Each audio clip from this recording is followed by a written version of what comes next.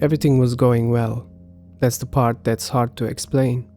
Not struggling when things were dark. You knew how to do that. But standing in the middle of something good and feeling your hands start to move like they had a plan you didn't agree to. The conversation that didn't need to become a fight. The relationship that was finally steady. The morning you woke up and everything was fine. And something in you immediately started looking for where it would break. And you knew it while it was happening. That's the part that stays.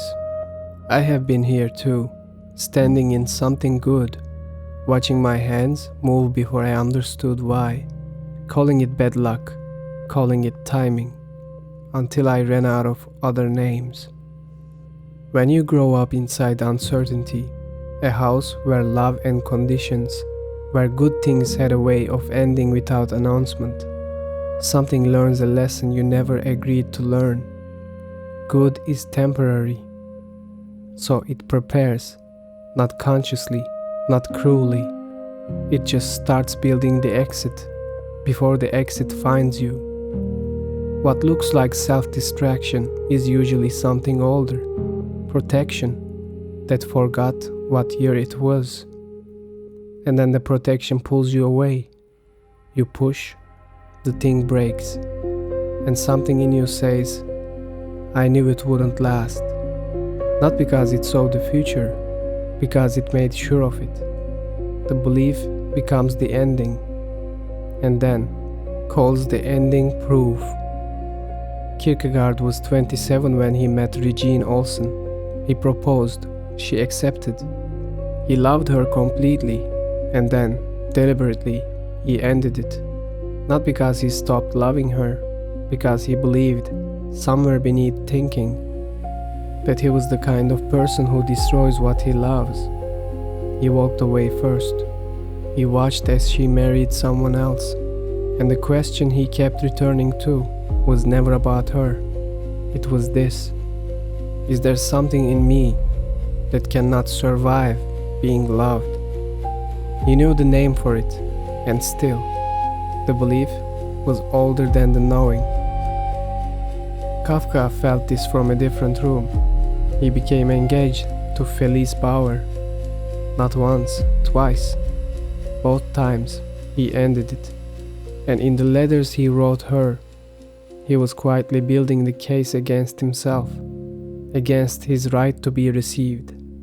He wrote in his diary, I can love only what I can place so high above me that I cannot reach it. Everything that came close enough to hold him, he returned it, before it could be taken away. Not a choice, a reflex, built from years of learning, that what arrives eventually leaves. John Bowlby spent decades watching what happened to people who had never experienced consistent safety, and then watching what happened when they finally did. The nervous system is not a verdict, it is a record, and records rewrite themselves not through understanding, but through what the body lives through.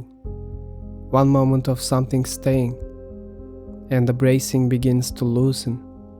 Another moment, and the exit starts to feel like a door that no longer needs to be open. When Kolk noticed something, people would understand everything.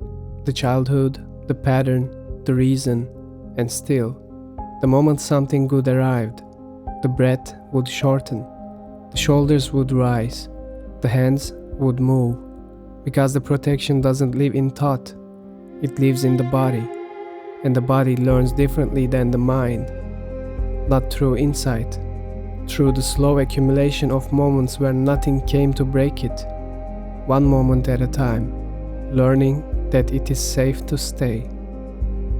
Dostoevsky spent decades testing, not winning, not enjoying, testing.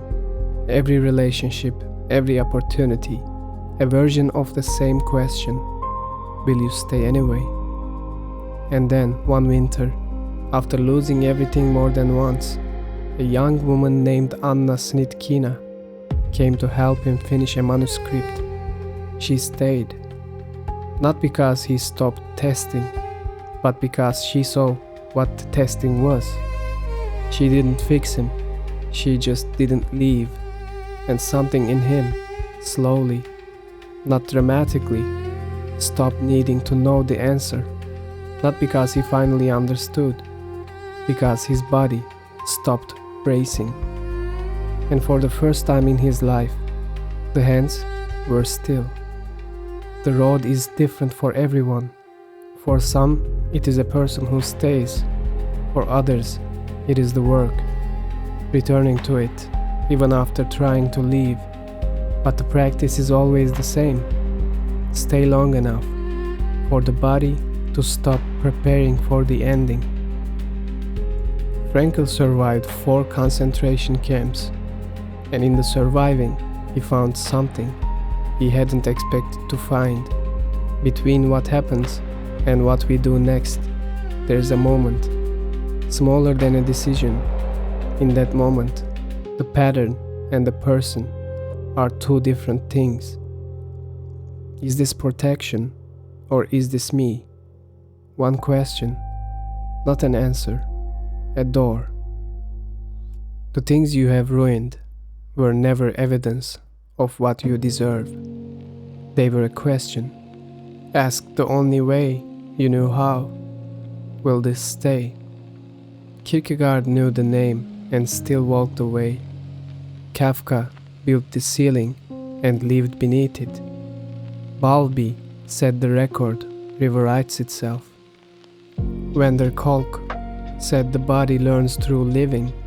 Dostoevsky found someone who didn't leave. Frankl found the space between.